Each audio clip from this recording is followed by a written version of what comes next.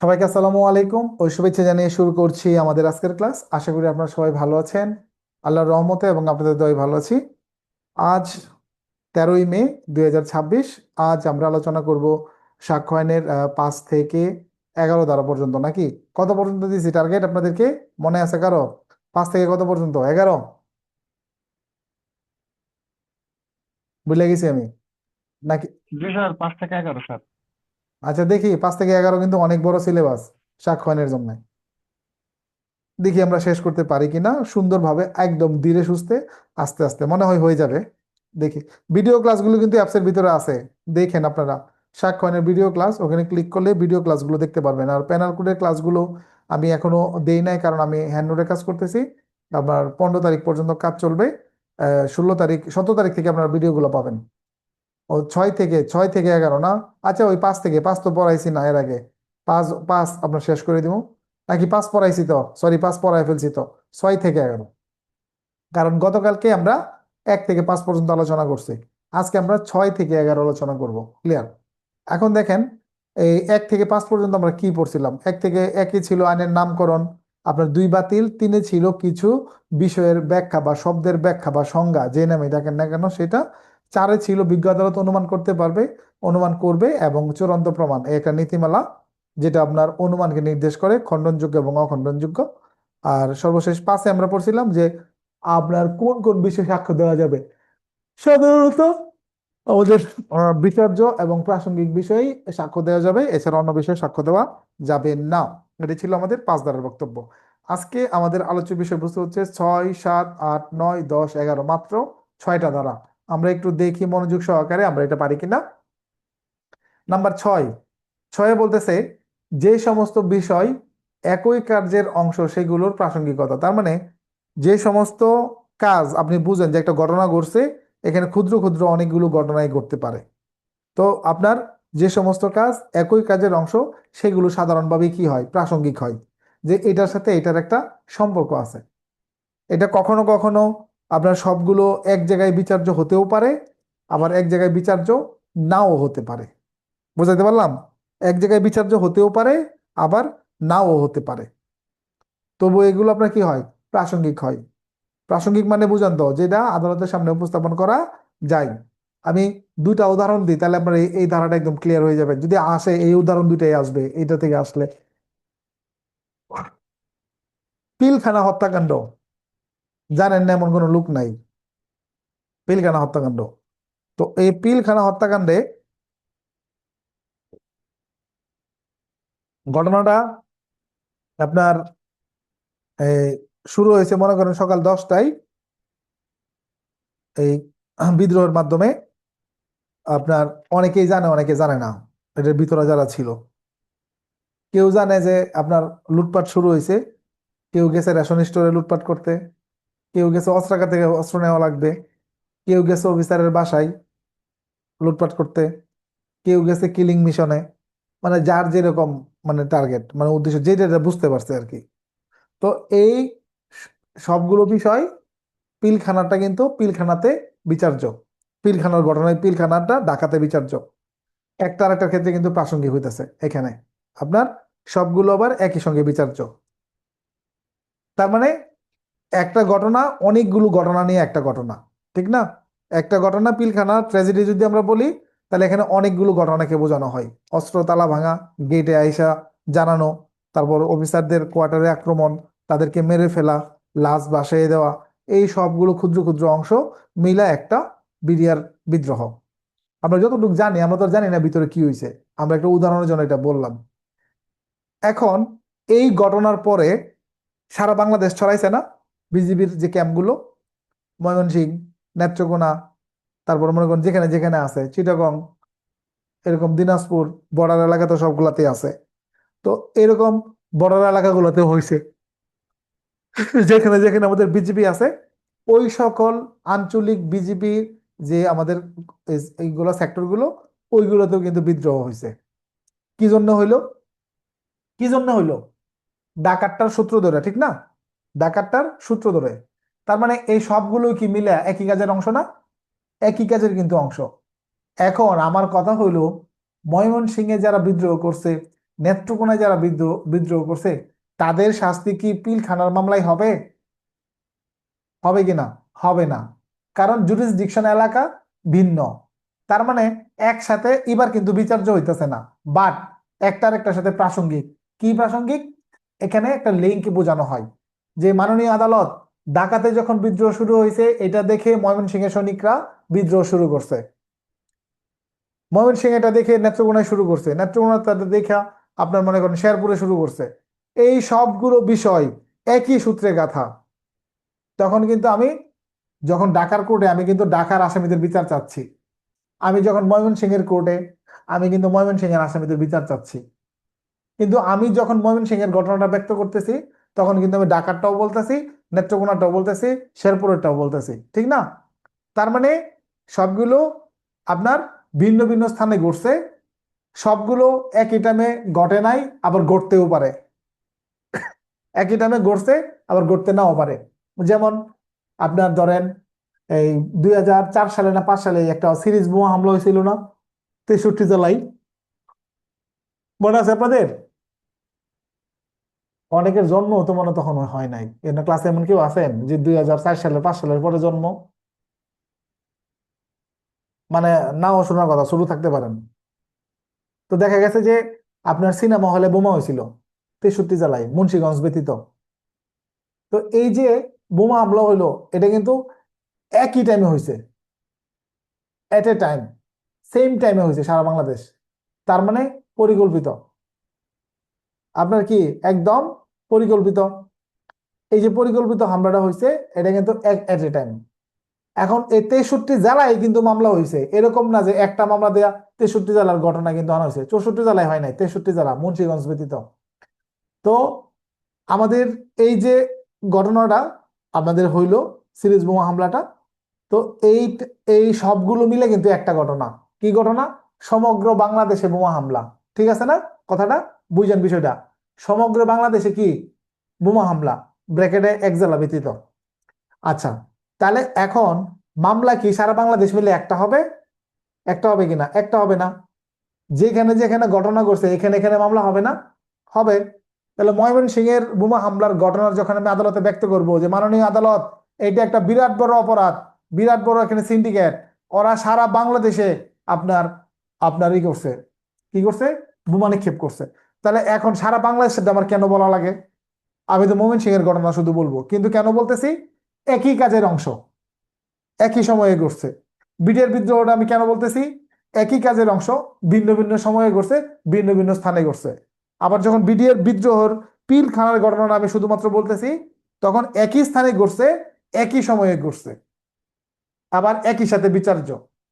যখন ময়মনসিংহেরটা আনতাছি ঢাকার ঘটনা বোঝানোর জন্য, যেটা সারা বাংলাদেশ ছড়াইছে, তখন ময়মনসিংহেরটা ঢাকার ক্ষেত্রে প্রাসঙ্গিক, আবার ময়মনসিংহে ঢাকার ঘটনা প্রাসঙ্গিক। বোঝাতে পারলাম? এই জিনিসটাই এই এতে বলতেছে। একটা ঘটনা যখন মার্ডার হয়, মার্ডার হওয়ার সময় ঘটনাস্থলে অনেকেই থাকে কিন্তু আশপাশে মনে করেন, বা কেউ থাকে না, নিরিবিলি হতে পারে বা ক্রাউড এলাকা হতে পারে। ক্রাউড এলাকায় যখন ঘটনা ঘটে, মনে করেন লালবাগ কিছুদিন আগে দেখছেন না, বাংলাদেশের কৃতি সন্তানরা একটা লোকের পাথর দেয়া মারছে, দেখছেন না? ভাইরাল। তো এটা তো দেখছেন। তো ওইখানে অনেক মানুষ অনেক কাজ করতেছিল না, যে দেখা গেছে এই আসামি এমনে মারছে, ওই আসামি এমনে মারছে, একজন টাইনে আনছে, একজন লোকের দৌড়াই দিছে। তখন সাক্ষীরা কেউ হাইটে যাচ্ছিল, কেউ দেখতেছিল, কেউ কলা বেচতেছিল। এই যে পুরো ঘটনাটা এখানে একই কাজের অংশ, যে অন্যরা কে কি করতেছিল, অপরাধীরা কে কিভাবে কি ঘটাইছে, একই কাজের অংশ। যখন এগুলো ব্যক্ত করা হয়, এইগুলো আদালতে ব্যক্ত করা যায়, তার মানে এগুলো প্রাসঙ্গিক হয়। এইটা হলো আমাদের 6 ধারা। উদাহরণ আসলে বুঝবেন না, যে 6 ধারার উদাহরণ বুঝতে পারবেন না। উদাহরণ বুঝতে পারলে হয়েছে সাক্ষ্য আইনের এই যে এখানে যে ঘটনাগুলো। তাহলে এরকম আমাদের যে পুলিশের যে কর্মবিরতি ঢাকা রাজারবাগ থেকে শুরু, সারা বাংলাদেশ ছড়াইছে না? ছড়াইছে কিনা? সারা বাংলাদেশ কিন্তু ছড়াইছে। এই যে সারা বাংলাদেশ ছড়াইলো, এটাও কিন্তু আমাদের প্রাসঙ্গিক একটা ঘটনা বোঝানোর জন্য। এই হইলো 6 ধারার বক্তব্য। 6 ধারাটা আমাদের সময় বেশি লাগে, সব সময় বেশি লাগে, কারণ 6 ধারাটা একটু কঠিন। আশা করি বুঝতে পারছেন, যে 4-5টা উদাহরণ দিলাম সবগুলো ঘটনার ব্যাখ্যাই হইলো আমাদের 6 ধারা থেকে। সাক্ষ্য আইনের প্রশ্ন হলে কি উত্তর লিখতে হবে আপনার? যে বর্ণিত ঘটনাটি সাক্ষ্য আইনের এত দ্বারাই প্রাসঙ্গিক, এত দ্বারাই প্রাসঙ্গিক, কেননা সাক্ষ্য আইনের অমুক ধারা মোতাবেক ড্যাশ ড্যাশ ড্যাশ, হ্যাঁ, একই কার্যের অংশ হিসেবে প্রাসঙ্গিক। বাস, প্রশ্ন যেভাবে আছে এভাবে মোটামুটি তুইলা দিয়া আপনি শেষ করে দিলেন, আপনার উত্তর ফুলফিল, আপনি পুরো নাম্বারই পাবেন। সাক্ষ্য আইনের টেকনিকটা হচ্ছে এরকম। এরপর একটা হলো সাত ধারা। সাত ধারায় কি, যে যে সমস্ত বিষয় আপনার বিচার্য ঘটনার উপলক্ষ, কারণ, পরিণাম বা সংগঠনের সুযোগ সৃষ্টি করে। আপনার দেখা গেছে এখন কি, এখানে আপনার কি বলতেছে, যে আপনার যে আপনার আহ, আপনার যে অপরাধটা ঘটছে, এই অপরাধটা ঘটার পিছনে আপনার কারণটা কি? এখানে আমাদের ঘটনার কারণটা কি? কারণটা কি, যে অমুক অমুকরা চর মারছে, চরের কারণে সে গুলি মেরে দিছে। এটাও হইতে পারে, মনে করেন বাস্তবে হয় না সাধারণত, আবার তুচ্ছ ঘটনা সেটা হতেও পারে। বিচার্য ঘটনার উপলক্ষটা কি, কি উপলক্ষে হয়েছে? যে আমি টাকা নিয়ে গরু কিনতে গেছিলাম, কোরবানির গরু, ডাকাতরে এই টাকা দেখে ফেলছিল, বা ছিনতাইকারীরা এই টাকা দেখা আমাদেরকে রাস্তার মধ্যে ছিনতাই করছে। তাহলে ছিনতাইকারীদের উপলক্ষটা কি ছিল? আমার কাছে যে টাকা আছে, এই টাকা, এই টাকা, তারপর হচ্ছে যে কারণ তো আমি বললাম, উপলক্ষ বললাম, পরিণাম, পরিণামটা কি? পরিণাম জিনিসটা বলা হয়েছে যে এরকম, যে আমাদের যখন মাথায় বেন্টেজ করা থাকে, আমরা এভাবে বেন্টেজ করে রাখি, এতে আমরা বুঝাই যে এখানে আমার মাথাটা ফাইটা গেছে, ঠিক না? তার মানে এটা ঘটনার পরিপ্রেক্ষিতে কি ঘটলো, কি হইলো। একজন মানুষকে যদি ছুরিকাঘাত করা হয়, তাহলে ওই ছুরিতে রক্তের দাগ থাকবে, আর নাহলে যেখানে স্টেপটা করছে জামা কাপড়ে রক্ত মিশে যাবে, ঠিক না? যদি রক্ত কম বের হয়, আর বেশি বের হলে এর নিচে পড়তে পারে, তাহলে মাটিতে পড়বে বা ফ্লোরে পড়বে। তার মানে যে কোনো ধরনের আলামত, এটা হচ্ছে পরিণামের কারণে তো তৈরি হয় নাকি? একজন আলামত কি আপনার গায়ে এমনিতে তৈরি হবে? মনে করেন যে কয় না, স্যার আমার মায়ের আবার দাঁত ফালাই দিছে, তো দাঁত কি এমনি পড়ে গেছে না চর খাইয়া পড়ছে? বলেন, কেমনে পড়ছে? চর খায়া। তো আমরা অনেক সময় কথা বলি না, যে বেটা বদমাইশি করেছে, একটা থাপ পড়ছে আবার দাঁত ফালাই দিব, বলি কিনা? যদিও এটা কেউ পারছে না আজ পর্যন্ত এই সফলতা, যে চর মেরে দাঁত ফালাই দিচ্ছেন, আছেন এমন কেউ বীর? কিন্তু আমরা এই কথা বলি যে চর মেরা দাঁত ফালাই দেব। এই যে দাঁত যদি আপনি সত্যি সত্যি ফালাইয়া দেন, এটা কিন্তু তাহলে পরিণামে ঘটলো। চর মারার পরিণাম কি? এই যে দেখেন, প্রমাণ দেখেন, আমার দাঁত ফালাই দিছে, আমরা দেখাই না? এই যে দেখেন আমার মাইরা ফুলায় লাইছে, এই যে দেখেন আমার হাত ভেঙে লাইছে, এই যে দেখেন আমার এক্সরে রিপোর্ট, আমাকে হাত ভেঙে লাইছে, এই যে দেখেন রক্ত মাখা ছুরি, এই যে দেখেন মাটিতে রক্ত পড়ে রয়েছে। দারোগা সাহেব ঘটনাস্থলে আইলে আমরা এগুলো দেখাই না? দেখাই কিনা? কি জন্য দেখাই? আমরা বুঝাই যে ঘটনার পরিণামে কি করছে। স্যার এই যে দেখেন আমার মাইরা ফুলায় লাইছে স্যার, এই যে দেখেন স্যার কানের লতিতে টান দেয় নিচে গা, এই যে দেখেন স্যার এখানে রক্ত পড়তেছে, বা এই যে দেখেন স্যার রক্তের জামা কাপড় পরে রয়েছে। বা রুগী যদি হসপিটালে নিয়ে যায়, রক্ত মাখা জামাটা আমরা রেখে দেই, ঠিক না?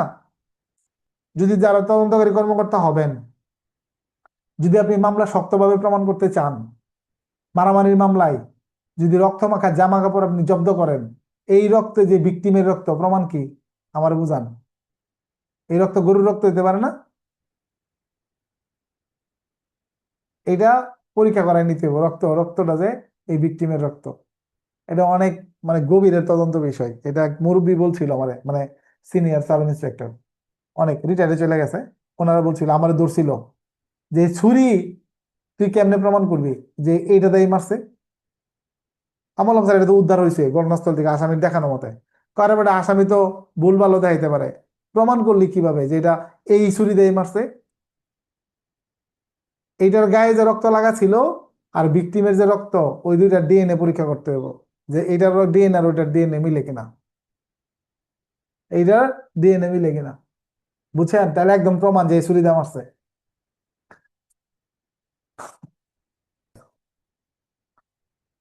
আচ্ছা, আমাদের তাহলে বুঝছেন তো আলামত উদ্ধারের যে বিষয়টা আমি অফ দা রেকর্ডিং এ বললাম। আচ্ছা, এবার হচ্ছে আমাদের আট দ্বারা।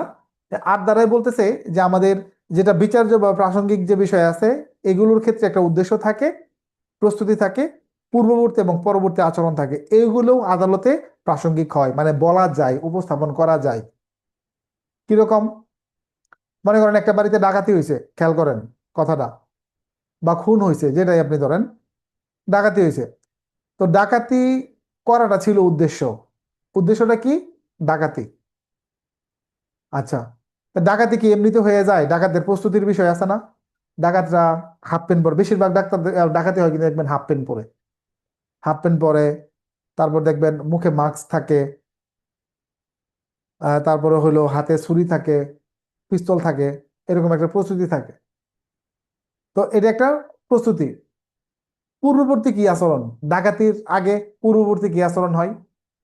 ডাকাতির আগে পূর্ববর্তী আচরণ বলতে আমরা বুঝি যে ডাকাতরা এখানে একটা র্যাকি করে, র্যাকি, যে দেখে যে কোন দিক দিয়ে আসবে, কোন দিক দিয়ে যাবে, কোন দিক দিয়ে ঢুকবে, তারা এগুলো একটা র্যাকি করে, পর্যবেক্ষণ করে।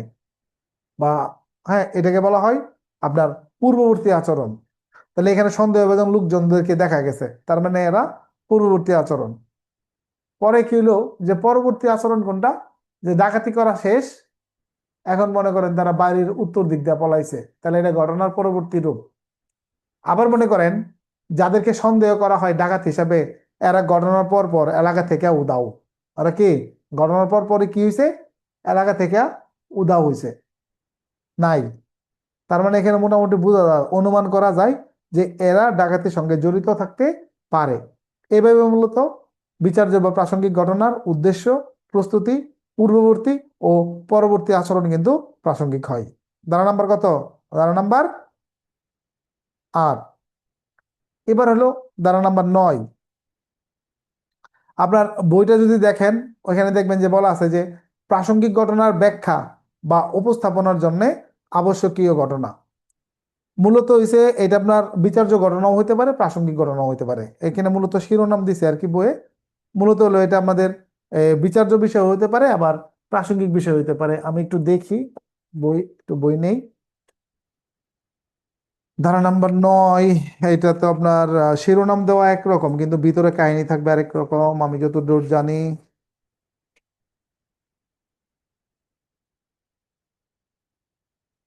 ধারা নম্বর 9 বিষয়ে বলা আছে প্রাসঙ্গিক ঘটনার ব্যাখ্যা বা উপস্থাপনের জন্য আবশ্যকীয় ঘটনা। কিন্তু ব্যাখ্যাতে শুরুতে গিয়ে দেখেন লেখছে কোনো বিচার্য বিষয় বা প্রাসঙ্গিক বিষয় ব্যাখ্যা বা প্রবর্তন করার জন্য। দেখছেন, বললাম না যে এখানে আপনার বলছে শিরোনামে একরকম কিন্তু বর্ণনায় আবার আছে আপনার দুই রকম। দুই রকম কি? অর্থাৎ বিচার্য বিষয় হইতে পারে, প্রাসঙ্গিক বিষয় হইতে পারে। এই যে দুইটা জিনিস, এই দুইটা জিনিসের যখন আমরা ব্যাখ্যা বিশ্লেষণ করব, আদালতের সামনে উপস্থাপন করব, ব্যাখ্যা করতে চাইব, তখন ব্যাখ্যা করতে গিয়ে আমরা যে সকল জিনিসের আপনার সহযোগিতা নিব সেগুলো আদালতে প্রাসঙ্গিক হয়।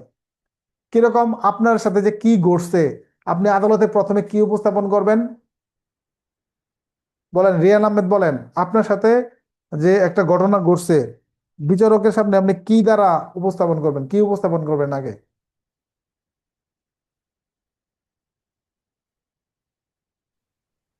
রিয়ান বলেন। স্যার ঘটনার যে বিবরণগুলো ম্যাজিস্ট্রেটের সামনে বলবো স্যার। ধন্যবাদ, সঠিক। অর্থাৎ আপনার অভিযোগটা কি ছিল, লিখিত অভিযোগ, এফআইআর বা কোনো কিছু, এটা এটা আপনি উপস্থাপন করবেন একটা করার জন্য। তখন আপনি আরো বলবেন, স্যার আপনি দারোগা সাহেবের চার্জশিটটা দেখেন স্যার, দারোগা সাহেব তো তদন্ত করছে, তখন আপনি চার্জশিটটারে আশ্রয় নিচ্ছেন। স্যার আপনি সিজার লিস্টটা দেখেন স্যার, সিজার লিস্ট দেখেন স্যার, মালামাল স্যার উদ্ধার আছে, ঠিক না? আপনি স্যার সাক্ষীদের জবানবন্দি গুলো দেখেন স্যার, সাক্ষীরা কি কি কইছে, এগুলা আপনি এখন বলতেছেন। তার মানে আপনি বিচার্য বিষয়টাকে বা আপনার হচ্ছে যে প্রাসঙ্গিক বিষয়টাকে আদালতের সামনে ব্যাখ্যা বিশ্লেষণ করার জন্য আপনি যত কিছুর সাহায্য সহযোগিতা নিবেন সব কিছুই প্রাসঙ্গিক হবে। কত দাঁড়াই? ধারা নাম্বার 9। আপনি যখন একই জিনিস, আপনার এজাহার একটা সরকারি দলিল না, এফআইআরটা একটা সরকারি দলিল, এটা যখন আপনি সরকারি দলিল হিসেবে আপনি উপস্থাপন করতেছেন, আপনার সরকারি কর্মকর্তা কর্তৃক লিপিবদ্ধ হয়ে থাকলে সেটা আপনার কত, কতই যাচ্ছে, 35-এ প্রাসঙ্গিক হচ্ছে। প্রাসঙ্গিক। এই এজাহারটাই আপনি যখন আবার কোনো ঘটনার ব্যাখ্যা দেওয়ার জন্য আদালতের সামনে উপস্থাপন করবেন, তখন প্রাসঙ্গিক কয় দাঁড়ায়? 35-এ নাকি? 9 দ্বারা স্যার। কত দাঁড়ায়? 9 স্যার। 9 দাঁড়ায়। তো এই তো বুঝে গেছেন যে একই জিনিস সাক্ষ্যয়নের ভিন্ন ভিন্ন ভাবে। এজাহারটা কি ধরনের দলিল? মনে করেন যে এফআইআরটা কি ধরনের দলিল? সরকারি দলিল স্যার। সরকারি 74 দলিল। দ্বারা স্যার। তোর 74 দ্বারাই প্রাসঙ্গিক নাকি? জি স্যার। নো, চু- 74 দ্বারা প্রাসঙ্গিক বলা যাবে না। প্রকারভেদের ক্ষেত্রে 74, প্রাসঙ্গিক 55 ধারার পরে আর প্রাসঙ্গিক বলা যাবে না, কারণ আমাদের প্রাসঙ্গিকতার নীতি লিমিটেড হইল 55 ধারা পর্যন্ত। ওকে, আপনি বলবেন যে 74 ধারা মোতাবেক একটা গ্রহণযোগ্যতা আছে, এইভাবে আপনি লিখতে পারেন, প্রাসঙ্গিক সরাসরি না লিখা, যদি আপনি প্রশ্নের উত্তরটাকে বড় করতে চান আর কি, করা আমাদের লাগে অনেক ক্ষেত্রে। তাহলে আমরা 9 নাম্বার বুঝে গেলাম, অর্থাৎ আমরা যাই ব্যাখ্যার জন্য নিয়ে আসবো এটাই প্রাসঙ্গিক হবে 9 ধারাতে। ধারা নাম্বার 10, ধারা 10 এখানে বলা আছে অভিন্ন অভিপ্রায় প্রসঙ্গে ষড়যন্ত্রকারীদের কথা বা কাজ। অভিন্ন অভিপ্রায় বলতে কি বুঝি আমরা? আমরা বুঝি যে সবার একই ধরনের অপরাধ করার ইচ্ছা। আইনে অভিপ্রায় মানে কি বোঝানো হয়েছে বলেন? আইনে অভিপ্রায় মানে বোঝানো হয়েছে কোনো অপরাধ করার যে বিষয়টা, সেটাকে অভিপ্রায় করার, যে একটা খারাপ যে মন মানসিকতা আছে একজন মানুষের, এটাকে বোঝানো হয় অভিপ্রায়। অভিপ্রায় উদ্দেশ্য মানে অপরাধ করার যে উদ্দেশ্যটা, এটাকে বলা হয় অভিপ্রায়।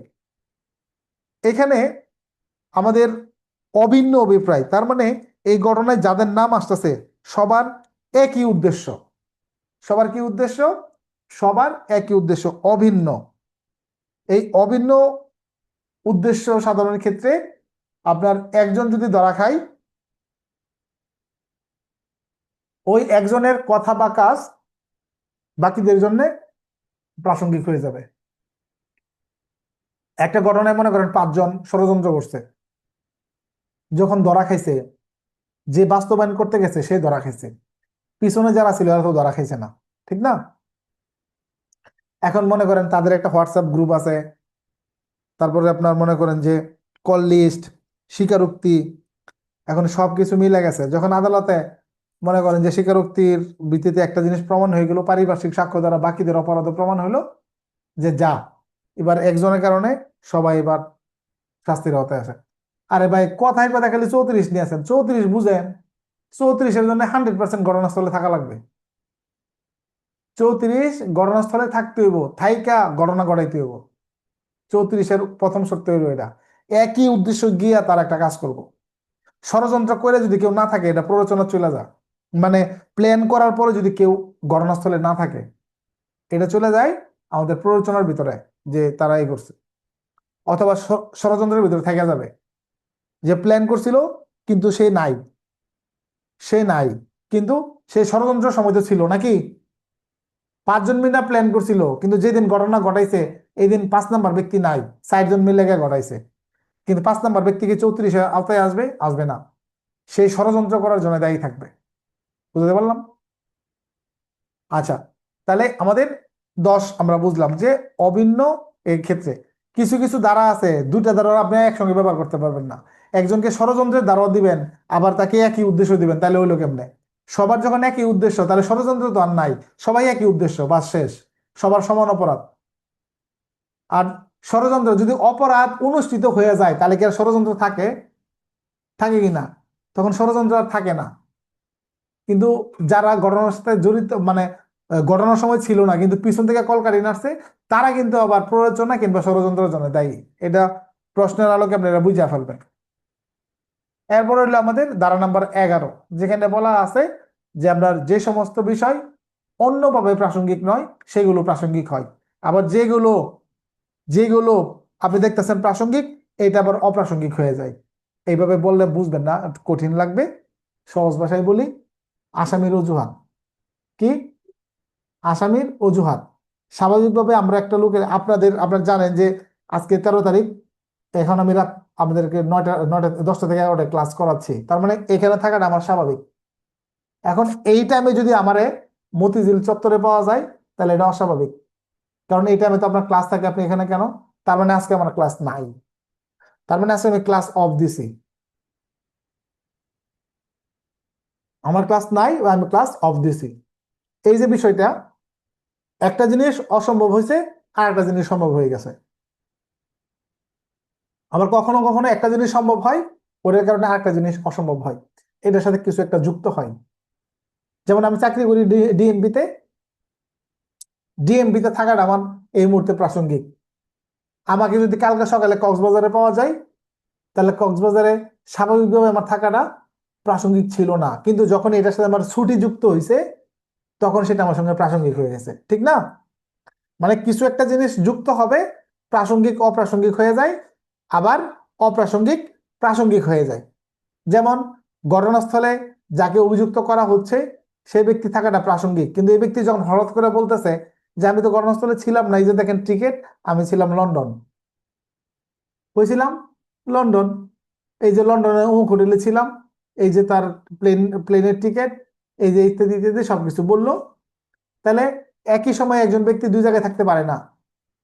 তার মানে লন্ডনের বিষয়টা অসম্ভব হইলেও আমার এই ডকুমেন্টগুলো যখন আমি দেখাইলাম অজুহাত হিসেবে, আমি ঘটনাস্থলে ছিলাম না, এটা আমার অজুহাত, আমি একটা কারণ দেখাইতেছি যে আমি ঘটনাস্থলে ছিলামই না, এটা হলো অজুহাত। অর্থাৎ ঘটনার তারিখ ও সময়ে একজন আসামি ঘটনাস্থলে না থাকার বিষয়ে যে ধরনের যুক্তি উপস্থাপন করেন সেটাকে বলা হয় অজুহাত, আসামির অজুহাত। আসামির অজুহাত, তো আসামির অজুহাত কি, আসামির অজুহাত কিভাবে আপনার হচ্ছে গ্রহণযোগ্য হবে ইত্যাদি ইত্যাদি অনেক ধরনের প্রশ্ন হতে পারে এখান থেকে। আপনার সেগুলো আপনার পড়বেন, আমার হ্যান্ডনোটে সবকিছু দিয়ে দেওয়া আছে, এই অজুহাত থেকে কি কি ধরনের 3-4 কোয়ালিটির প্রশ্ন আছে। আর তাহলে অজুহাত 11তে, এখন এখানে দুইটা সূত্র আছে 11তে। অজুহাত তো আপনার জানেন, এখানে তো আর বোঝানোর কিছু নাই। তো এখানে দুইটা সূত্র আছে যে যদি সেগুলো কোনো বিচার্য বা প্রাসঙ্গিক বিষয়ের সাথে অসঙ্গতিপূর্ণ হয়, অসঙ্গতিপূর্ণ হয়। পরেরটা 2 নম্বরে বলা আছে যদি স্বয়ং বা অন্য কোনো বিষয়ের সাথে যুক্ত হয়ে বিচার্য বিষয় বা প্রাসঙ্গিক বিষয়ের অস্তিত্ব বা অস্তিত্বহীনতাকে অধিকতর সম্ভব বা অসম্ভব করে তুলে। এগুলোর ব্যাখ্যা বুঝতে গেলে আপনাকে ব্যাপক পরিমাণ পরিশ্রম করা লাগবে। আমার মনে হয় যে এখানে পরিশ্রম করাটা আপনার বোকামি হবে। আপনি অজুহাত যদি বুঝে থাকেন আসামির অজুহাত কাকে বলে, বাস এনাফ, এনাফ। এই ধরনের কোনো উদাহরণ আসলে আপনি ধরতে পারবেন কিনা যে এটা 11 ধারার, এটাই কিন্তু দেখার বিষয়। যদি এরকম অজুহাতমূলক প্রশ্ন আসে ধরতে পারবেন না যেটা 11 ধারার প্রশ্ন, এটা 11 ধারার প্রশ্ন। মনে রাখবেন কোনো ব্যক্তি কোনো কিছু প্রদর্শন করতেছে তার অজুহাত হিসাবে দেখাচ্ছে, তখন সেটা আমাদের 11তে আপনার প্রাসঙ্গিক হবে। এই ছিল আমাদের সাক্ষ্য আইনের 11 ধারা। তো আমাদের 6 থেকে 11 পর্যন্ত কারো যদি কোনো প্রশ্ন থাকে প্লিজ হাত তুলতে পারেন।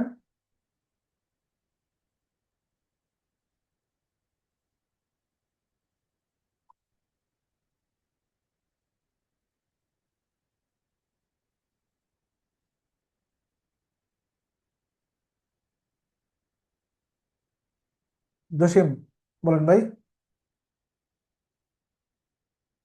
এমনি জসিম উদ্দিন বলেন। আসসালামু আলাইকুম স্যার। আসসালামু বলেন আলাইকুম বলেন। স্যার। ওয়ালাইকুম আসসালাম। স্যার আমার প্রশ্নটা হচ্ছে স্যার 6 এবং 7 থেকে মানে আমাদের প্রশ্ন কেমন হবে বা কিভাবে আমরা বুঝবো যে এই 6 থেকে বা 7 থেকে প্রশ্নটা করছে স্যার? আপনার আমি যে নোটে আমি বা যে আমাদের আমি যে যদি একটু উদাহরণগুলো বুঝাই দিছি, দিতেন স্যার। আমি আবার ভালো করে শুনবেন, আমি কম হইলেও 7টা উদাহরণ দিছি এই 2 ধারা থেকে। জি এই স্যার। এই উদাহরণগুলোই প্রশ্ন কি প্রশ্ন। আমাদের এভাবে হবে? হ্যাঁ, প্রশ্ন এভাবেই হবে, নাহলে এখান থেকে প্রশ্ন করার কিছু নাই। আপনাকে একটা উদাহরণ দিবে যে এই উদাহরণটা সাক্ষ্যের আলোকে বিশ্লেষণ করুন। তাহলে এখানে আপনি বুঝবেন না যে কোনো একটা মারামারি হয়েছে, একজন আসামি চর দিছে, একজন আপনার আর লাথি দিছে, একজন কুপাইছে, একজন ছিনতাই করছে, 4-5টা ঘটনা মিলে একটা মামলা হয়েছে নাকি জসিম? জি স্যার। জি স্যার। একটা মামলায় যখন 10 জন আসামি থাকে, 10 জন কি একই অপরাধ করে না 10 জন 10 রকমের অপরাধ করে? অবশ্যই 10 জনের 10 রকম ভাবে অপরাধ করে।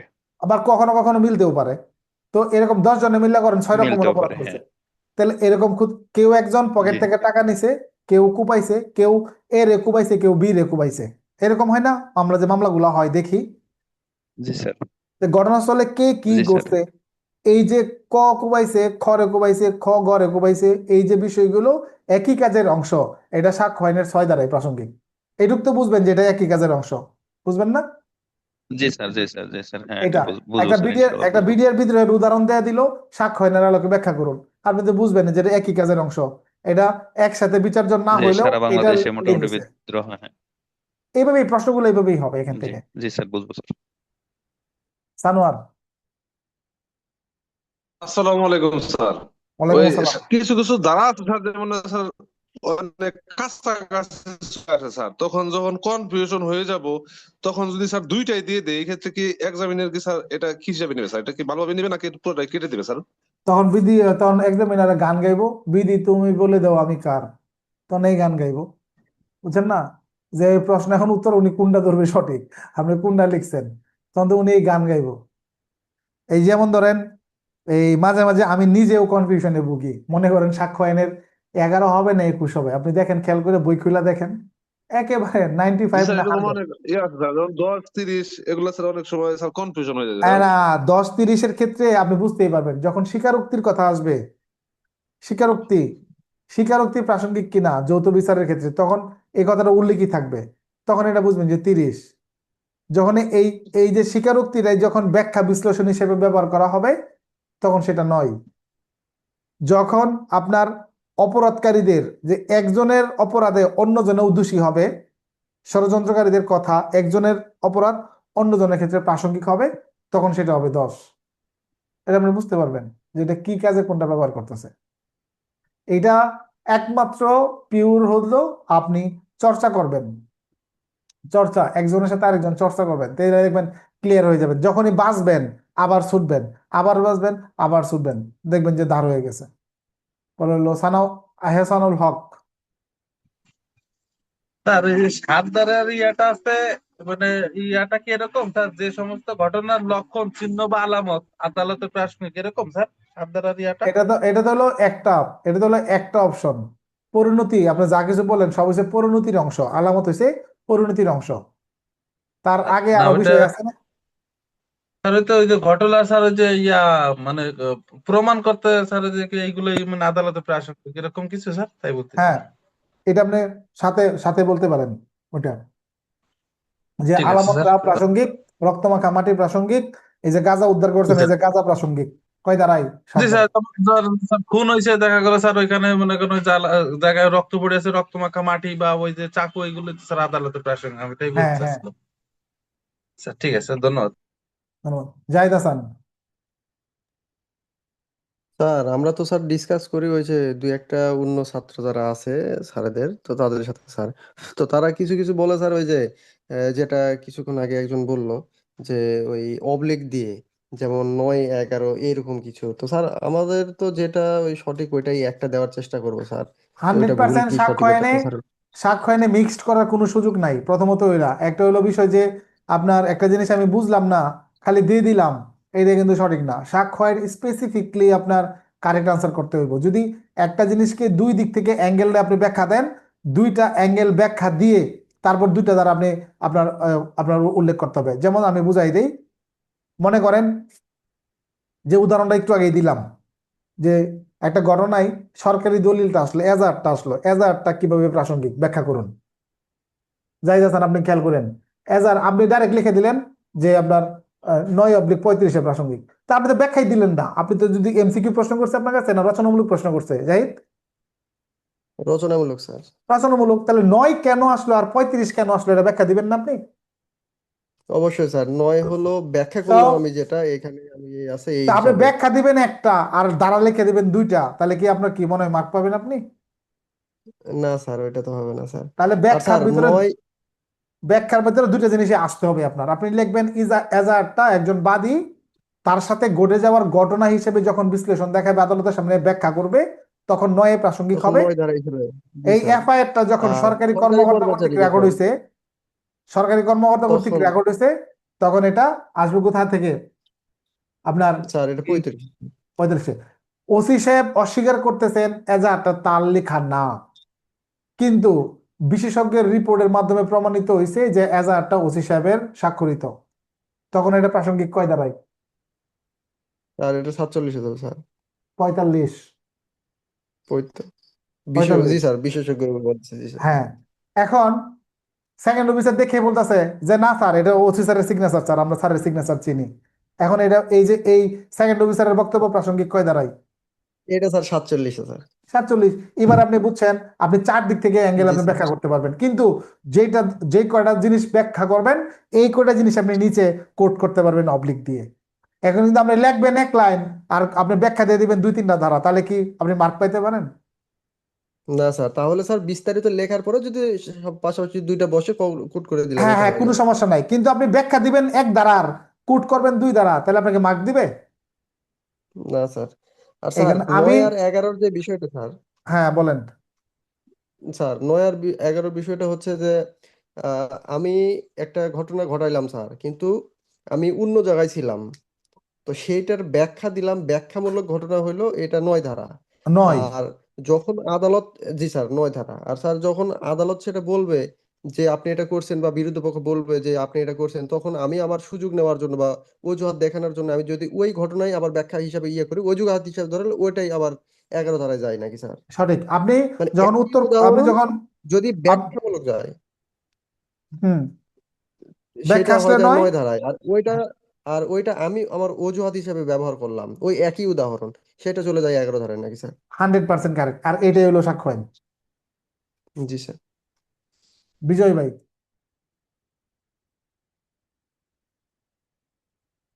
হ্যাঁ স্যার, বলেন। 10 আর 30 স্যার, 10 হচ্ছে স্যার যৌথ দায়, আর 30 হলো যৌথ বিচার। যদি এভাবে মনে রাখে তাহলে সহজ।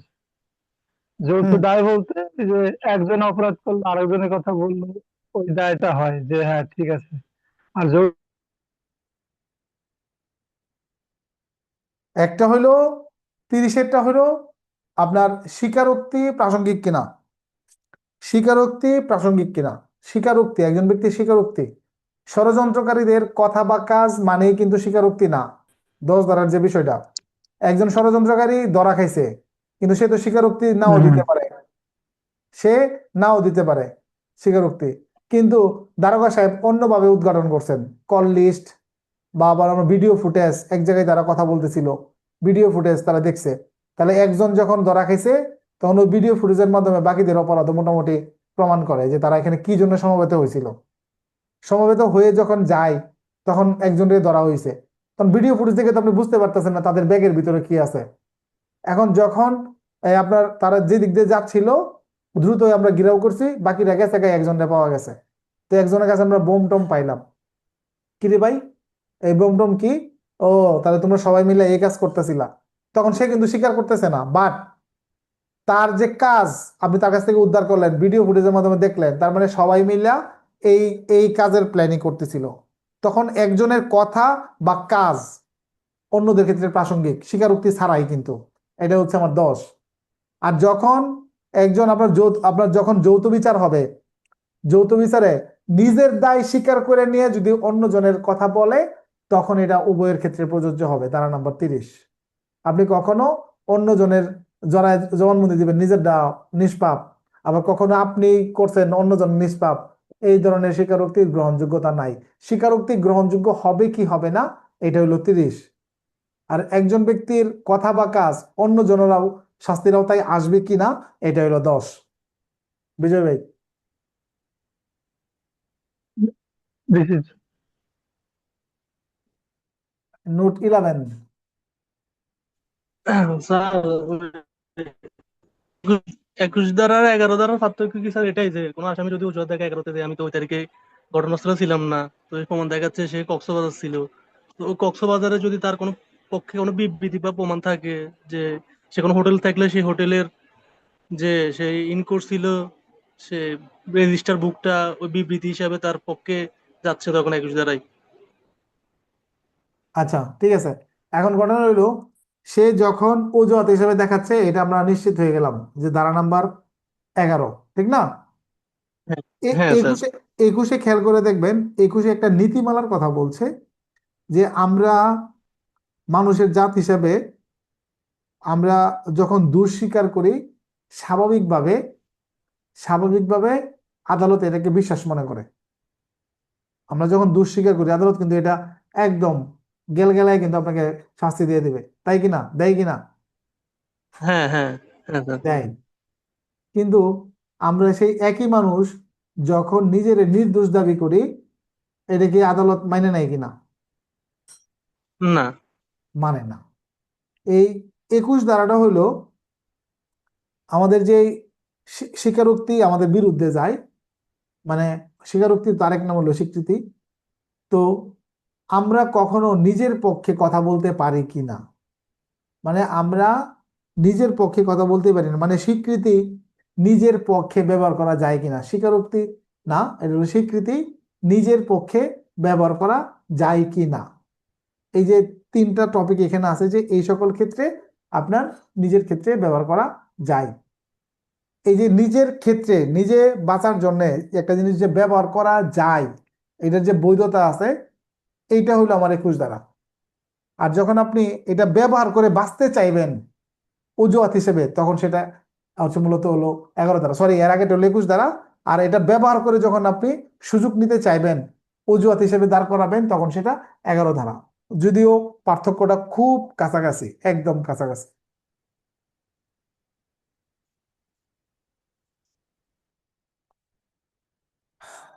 আর কেউ নাই? ধন্যবাদ সবাইকে। আপনাদের সকালে একটা ক্লাস আছে না, কালকে বৃহস্পতিবার? দেখি দেখি, সকালে তো মনে হয় ক্লাস আছে, দেখি।